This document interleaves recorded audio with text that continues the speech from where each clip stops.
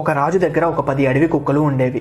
ఎవరైతే ఆ రాజ్యంలో ఒక చిన్న తప్పు చేస్తారో వాళ్ళని ఆ కుక్కలకి ఆహారంగా వేసేసేవాడు ఆ రాజు.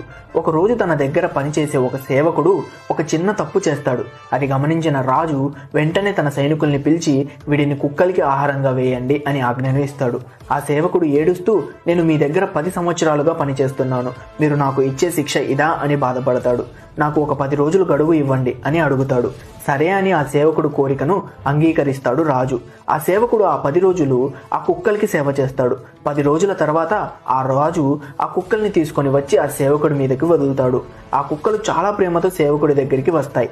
అప్పుడు అతను, నేను ఈ కుక్కలకి కేవలం 10 రోజులు సేవ చేశాను, అవి నా మీద ఇంత ప్రేమ చూపిస్తున్నాయి, నేను చేసిన సేవను మరిచి మీరు నాకు మరణశిక్ష వేశారు అంటాడు. అప్పుడు ఆ రాజు తన తప్పును తెలుసుకుంటాడు. మనం మనుషులం, ఖచ్చితంగా ఏదో ఒక చిన్న తప్పు చేస్తాం. చిన్న తప్పుల్ని దృష్టిలో పెట్టుకొని మనకి దగ్గరగా ఉన్న వాళ్ళని ఎప్పుడూ దూరం